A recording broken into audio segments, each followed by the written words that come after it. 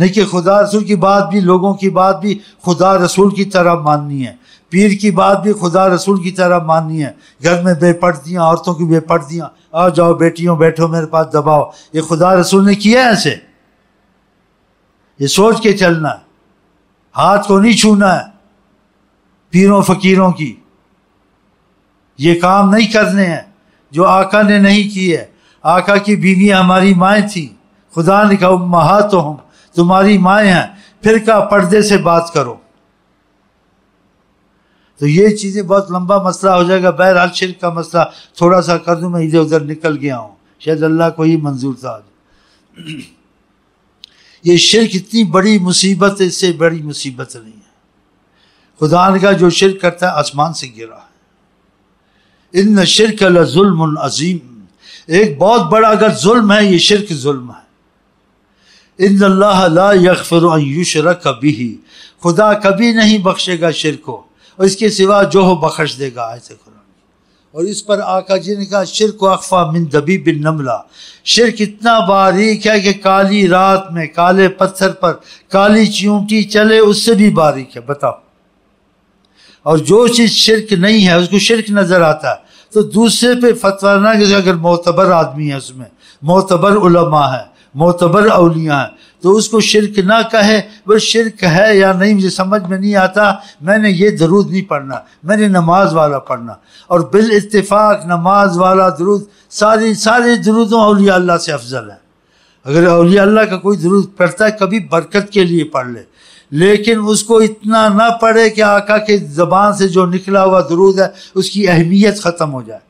بعضے ایسے ہو گئے جو زبان رسول کریم سے درود نکلا ہے اس کی کوئی اہمیت نہیں رکھتے، یہ ہم پڑھیں گے درود تاج پڑھتے رہیں گے، درود اکبر پڑھتے رہیں گے، درود ہزاری پڑھتے ہیں، اس درود پڑھنے کو دل نہیں کرتا۔ یہ بہت بڑی غلط فہمی، اور جو تربیت دیتا ہے سمجھاتا ہے اس نے بہت بڑا ظلم کیا، وہ ناقص تھا۔ اگر وہ سمجھدار ہوتا تو طریقے سے سمجھاتا کہ اصل چیزیں وہی جو آقا کی زبان سے نکلی ہیں۔ بزرگوں نے جو محبت سے دعائیں بنائی ہیں یا کہی ہیں یا درود کی ہیں وہ برکت کے لیے کبھی کبھی پڑھ لیا کہ آقا کے محبت والے ہیں، لیکن اصل اسی کو زیادہ برکت والا سمجھنا چاہیے جو زبان مصطفیٰ سے نکلی ہے۔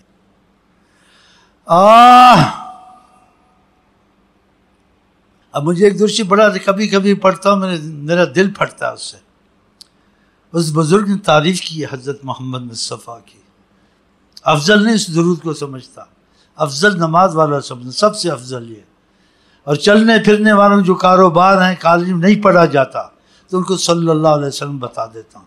مجھے پتہ آلہ و صحابی ہے، لیکن یہ نہیں بتاتا ہوں وہ پڑھ نہیں سکتے، کیونکہ اخبار پڑھے، اسکول میں پڑھے، لمبا درود اگر پڑھے تو پھر اس کا دھیان ادھر ہے، پھر اس کا مضمون نہیں یاد ہوگا، چھوٹا درود چلتا رہے گا۔ تو ہم اپنے مشائخ سے سوال نہیں کرتے تھے، کیسے نہیں پوچھتے تھے، آپ نے صلی اللہ علیہ وسلم بتایا تو آقا جی نے کہا، اگر پوچھتے تھے وہ چپ ہو جاتے تھے، پھر ہم سمجھ جاتے تھے آقا جی نے اجازت دی ہے تو صلی اللہ علیہ وسلم میں برکت ہے۔ اس لیے ہمارا صلی اللہ علیہ وسلم جو سلسلے میں ہے ہمارے مشائخ کے طور سے اس میں آلہ و صحابی سب آ گیا ہے کہ آقا کی زبان سے نکلا ہوا لگتا ہے، دعوے سے نہیں کہتا ہوں۔ اس لیے ہمارے مشائخ جاہل تو نہیں تھے، جو اتنی برکتیں ہم کو ان کی تو وسیلے سے نصیب ہیں، ہم جڑے ہیں ان سے تو اتنا ہم کو فائدہ ہوا ہے۔ تو اگر پوچھتے تھے چپ ہو جاتے تھے، کہتے صلی اللہ علیہ وسلم بھی پڑھ لو کافی ہے۔ اور بعض مولوی نالائق سلسلوں والوں پہ اعتراض کرتے ہیں، کہتے جی اس میں آل نہیں ہے، صاحب نہیں، ناقص درود ہے، تیری عقل ناقص ہے، تیری فہم ناقص ہے۔ آقا کی طرف سے جو چیز آئے وہ ناقص ہوتی ہے۔ بعضوں نے ہمارے مشائخ نے پوچھ بھی لیا تھا، کہتے اتفاق ہوا تھا، تو کہاں ہاں صلی اللہ علیہ وسلم کہہ لیا کرو۔ اب اس میں تنقید کرنی چاہیے، جو سلسلے میں جڑے فائدہ ہے ان کو تو ایسا پڑھنا چاہیے رات دن پڑھ پڑھ کے مر جائے، ختم ہو جائے۔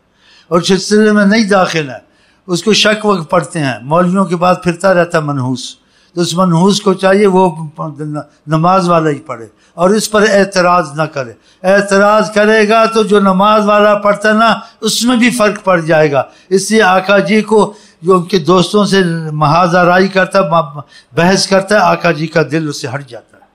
ہاں آقا جی اپنے محبت والوں کا بڑا خیال رکھتے ہیں، ہاں ان کو کہ بھائی مجھے میں اعتراض نہیں کرتا، تم لوگ پڑھو، مطمئن نہیں ہوں اس لیے اس میں یہ ہے، ٹھیک ہے تو پڑھو، ٹھیک رہے گا.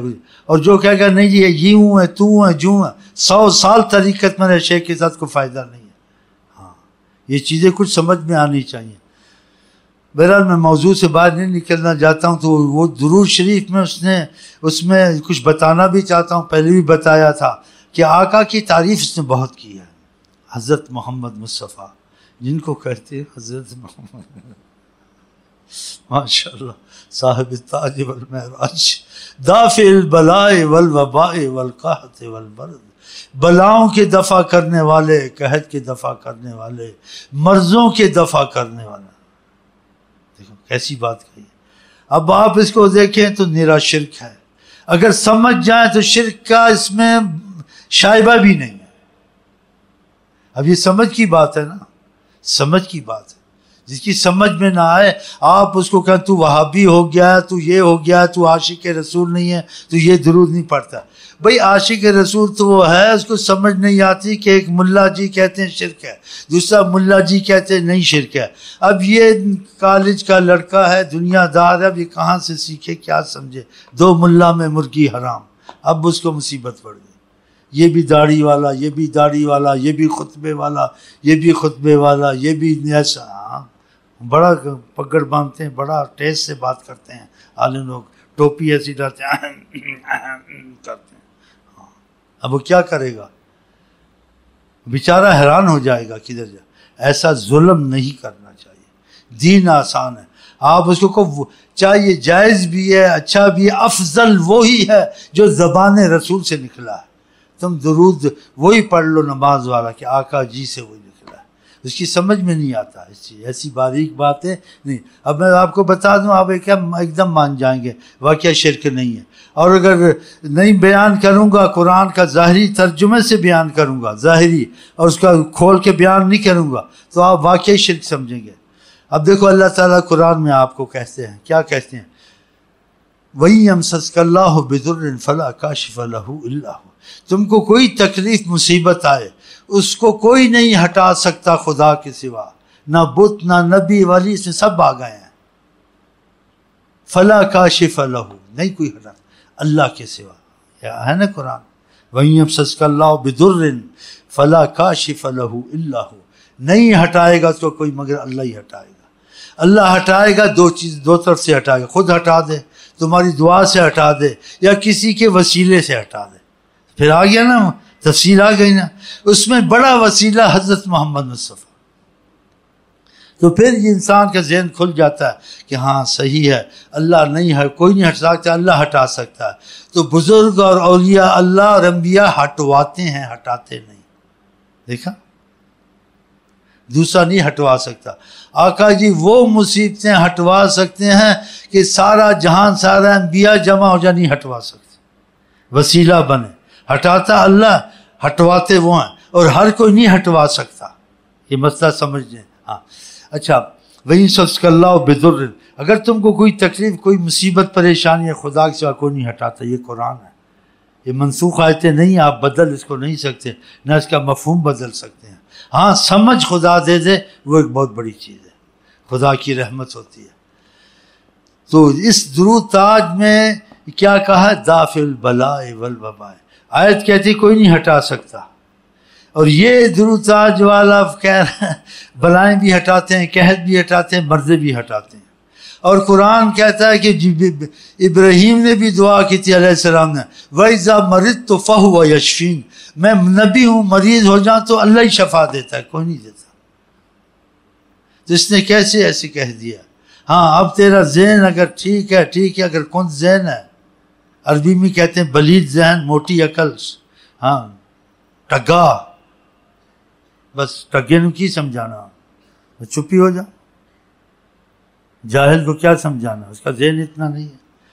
وہی اس کا مفہوم پتہ ہے کیا ہے؟ دافع البلاء والوباء. جب آپ دعائیں فرماتے تھے بلائیں جاتی تھی، جب آپ دعائیں فرماتے تھے مریضوں کو. یہ ہوا ہے نہیں ہوا؟ اب مان جا کیا واقعہ ہوا ہے. حدیثوں میں کتنے مریض ہیں، آقا نے ہاتھ اٹھایا بلائیں دفع. قحط کے دفع کرنے والے صحابی آئے، بارش نہیں ہوتی، ہم تباہ ہو گئے، ہمارے گھر تباہ ہو گئے، ہمارے مویشی تباہ ہو گئے، ہماری حالتیں بہت ایسی ہو گئی ہیں. آقا جی نے ہاتھ اٹھائے، قحط سالی چلی گئی. قحط وہ دیکھ لو، بارشیں ہوئیں، جو کہ یہ تو ہوا ہے. آقا نے جب ہاتھ اٹھایا، پہلے نہیں ہوا، وہ کرتے رہے دعائیں نہیں. جب آقا نے ہاتھ اٹھایا نہیں، بارشیں شروع نہیں ہوئی. پھر کہا کہ ہاں اس کا مطلب یہ ہوا دافع البلائے والوبائے والقحط والمرض، کہ جب آپ دعا فرماتے ہیں، سفارش کرتے ہیں، اللہ سے امت کے لیے رحمت مانگتے ہیں، تو ہر بلا ہر مصیبت دفع ہوتی ہے. اس لیے آدمی جب کسی کے پاس جاتا ہے تو اس کو پتہ ہوتا ہے کہ خدا ہٹائے گا، لیکن وہ کہتا ہے یہ افسر یار ہم مصیبت میں، یار ہمارے گھر میں تنگی ہے، یار ہماری نوکری لگوا دو، یار ہمارا فلانا. تو اللہ لگوائے گا، وہ اس کو پتہ اللہ لگوائے گا، لیکن وسیلہ بنانا پڑے گا. صحیح ہے غلط ہے؟ تو ایسے یہ وسیلہ یہ بن سکتے ہیں. تو سب سے بڑا وسیلہ حضرت محمد مصطفیٰ. سمجھ میں آ گئی بات؟ اختلاف ہی ختم ہو گیا کہ خدا ہی کرتا ہے. خدا وسیلے سے بہت جلدی کرتا ہے، خاص طور وہ وسیلہ جس کے وسیلے حضرت محمد مصطفیٰ بن جائیں. تو یہ پھر بات دیکھو، اب درود شرک نظر نہیں آئے گا کہ واقعہ دعائیں کرتے تھے، بلائیں دفع ہوتی تھی، قحط دفع ہوتی تھی، کہ لوگ آئے ہیں آقا پاس، یہ واقعات ہوئے ہیں، نہیں کہ نہیں ہوئے ہیں. اور آپ نے دعائیں فرمائی ہیں، ہاتھ اٹھائے ہیں، ان کی جان چھوٹی ہے. پتہ نہیں جان نہ چھوٹتی کب تک. ان کو پتہ نہیں تھا اللہ شارک کے قریب ہے تو کر لیتے دعا نا. ان کو پتہ تھا کہ اللہ شارک کے قریب ہے، لیکن اللہ جتنی حضرت محمد مصطفیٰ کی سنتا ہے اتنی ہماری سنائی نہیں ہے. جتنے وہ مقبول ہیں اتنے ہم مقبول نہیں ہیں. پتہ نہیں کب دعا قبول ہو نہ ہو، لیکن اگر وہ کرم فرمائیں گے، دعا کریں گے، ایک دم اللہ کرم کرے گا. تو اس کا یہ مطلب پھر شرک کا تو سوال ہی پیدا نہیں ہوتا اگر بات سمجھ میں آ جائے. اور جس کی یہ بات سمجھ میں نہ آیا، بیچارے کی عقل ہی ایسی موٹی عقل ہے، تو بولے بھائی مجھے تو نہیں پتہ، یہ دافع البلا ادھر بھی ہے ادھر بھی ہے، بس میں تو کہتا ہوں اللہ اللہ اللہ اللہ، بس ٹھیک ہے. لیکن تو حضور کے وسیلے کو برا مت کہے، گالیاں مت دے ان کو، ایسے کہ سمجھ میں نہیں آتا، پھر بھی اس کی خیر. لیکن جب دخل دے گا مصیبت میں آئے گا.